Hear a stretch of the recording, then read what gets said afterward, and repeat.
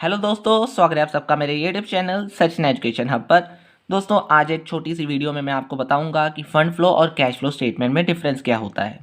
तो दोनों के बारे में भी आपको जानकारी मिल जाएगी यहाँ पे, और दोनों के बीच में क्या क्या डिफरेंसेस हैं ये भी आपको आज पता चल जाएगा। सो दोस्तों, नोट्स आपके सामने भी हैं, लेकिन अगर आपको कोई नोट्स वैसे चाहिए, किसी भी कॉमन सब्जेक्ट से रिलेटेड हैंड रिटन चाहिए, तो आप मेरे टेलीग्राम चैनल को ज्वाइन कर सकते हैं। उसका लिंक आपको डिस्क्रिप्शन में दे दिया गया है। अब सबसे पहले हम बात करेंगे कि फंड फ्लो स्टेटमेंट क्या होता है। डेफिनेशन कहती है कि it refers to change in working capital over a period of time. Period of time के लिए वर्किंग कैपिटल में कितना चेंज आया है या क्या चेंज आया है, या जितना चेंजेस उसमें आ रहे हैं वो क्या होगा, फंड फ्लो स्टेटमेंट। यानी जो स्टेटमेंट आपको वर्किंग कैपिटल में जितने चेंजेस आ रहे हैं पीरियड ऑफ टाइम के लिए वो शो करे, that is called fund flow statement. अब नाम से क्लियर है, कैश फ्लो मतलब इनफ्लो और आउटफ्लो ऑफ कैश। जिस स्टेटमेंट में आपको कैश के आने और जाने का पता चले उसे हम क्या कहेंगे, कैश फ्लो स्टेटमेंट। डेफिनेशन के बेस पर दोनों का डिफरेंस क्लियर हो गया। अब बेसिस ऑफ अकाउंट, यानी अकाउंट के दो बेसिस होते हैं, वैसे तीन होते हैं, एक्रूअल, कैश और हाइब्रिड, यानी दोनों का मिक्सचर। तो ये दोनों किस बेसिस पे चलते हैं? अगर आप फंड फ्लो की बात करते हो तो ये एक्रूअल बेस के ऊपर है, लेकिन अब कैश फ्लो यानी कैश के बेस पे आपको पता चल जाएगा, यानी कैश जो नाम में है उसी के बेस पे आपको पता चलेगा कि कैश बेसिस के ऊपर हम इसे करेंगे।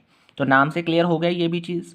के बाद फाइनेंशियल स्टेटमेंट की बात करते हैं, तो ये चीज़ ध्यान से समझो कि अगर आप जब भी फाइनेंशियल स्टेटमेंट की एनालिसिस करते हो तो आपको याद होना चाहिए आप किस बेस के ऊपर चलते हो, आप कौन सा टूल यूज़ करते हो, that is cash flow statement. तो it is a part of financial statement, but अगर आप फंड फ्लो की बात करो तो it is not a part of financial statement. As a tool आप कैश फ्लो को यूज़ कर सकते हो, लेकिन फंड फ्लो को यूज़ नहीं कर सकते। अब यूज्ड फॉर, अगर आप फंड फ्लो की बात करते हो तो इसे आप कैपिटल बजटिंग के लिए यूज़ कर सकते हो, यानी लॉन्ग टर्म के लिए। लेकिन कैश फ्लो को आप सिर्फ कैश बजटिंग यानी सिर्फ कैश पर्पस के लिए आप यूज़ कर सकते हो। अब उसके बाद बात करते हैं डिस्क्लोजेस। ये कौन कौन सी चीज़ें बताता है हमें। अगर आप बात करो कि फंड फ्लो की, तो इससे हमें सोर्सेज और एप्लीकेशंस ऑफ अवेलेबल फंड्स, यानी आपके पास जितने भी फंड्स पड़े हैं उसका आप कहाँ पे, यानी कहाँ से सोर्स मतलब कहाँ से रेज कर रहे हो, और एप्लीकेशन मीन्स कहाँ पे लगा रहे हो, इसके बारे में जानकारी देता है फंड फ्लो स्टेटमेंट। और कैश अगर आपके पास पड़ा है तो कैश फ्लो स्टेटमेंट हमें बताता है कि कितना इनफ्लो आया है और कितना आउटफ्लो आ रहा है। इनफ्लो और आउटफ्लो के बारे में, यानी कैश के इनफ्लो आउटफ्लो के बारे में हमें कैश स्टेटमेंट बताएगा, कैश फ्लो स्टेटमेंट। और फंड फ्लो हमें कहाँ से हमने फंड रेज करना है और कहाँ पे लगाना है ये इसके बारे में डिस्क्लोज करता है। अब स्कोप की बात करते हैं, तो बड़ा कौन सा होगा, फंड फ्लो, क्योंकि इसमें वर्किंग कैपिटल भी आ जाता है, और कैश फ्लो में सिर्फ कैश की बात होती है, so it is a narrow concept. अब पर्पस क्या कहते हैं, to show changes in financial position of a business between previous and current year. पिछले साल और इस साल के बीच में आपकी financial position of a business में कितना चेंज आया है, वो मेन पर्पस को शो करना, यानी वो मेन जो चीज़ है उसे शो करना। किसका मेन पर्पस है, फंड फ्लो स्टेटमेंट का।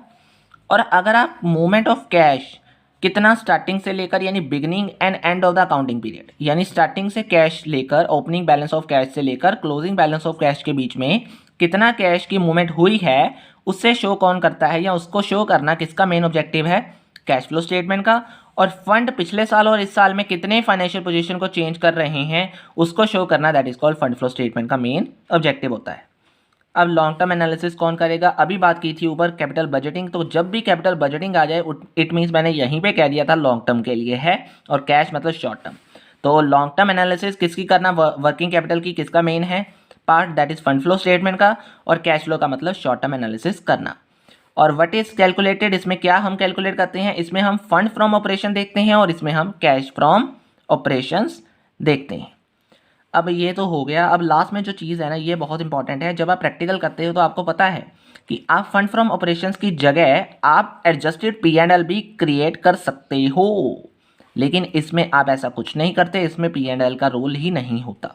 तो ऑटोमेटिकली अब आपके सामने जो डिफरेंस है वो आपको मैंने पूरा करवा दिया, और ये छोटा सा लेक्चर आपके लिए ही था दोस्तों, आपको इजी वे में बताने का कि फंड फ्लो और कैश फ्लो के बीच में डिफरेंस क्या है और ये किस पर्पस के लिए ज़रूरी होते हैं, और दोनों के बीच में डिफरेंस हो गया, मीनिंग हो गया, इसके अलावा इनके ऑब्जेक्टिव हो गए, और इसके अलावा और भी कई इन्फॉर्मेशन जो आपको यहाँ पे मिल चुकी है। दोस्तों आज के लिए इतना ही है। होप सो वीडियो आपको अच्छी लगी होगी। वीडियो अच्छी लगी है तो लाइक शेयर एंड सब्सक्राइब जरूर करना, और कहीं पर प्रॉब्लम आ रही है तो नीचे दिए गए कमेंट बॉक्स में कमेंट भी कर सकते हो। Thank you very much.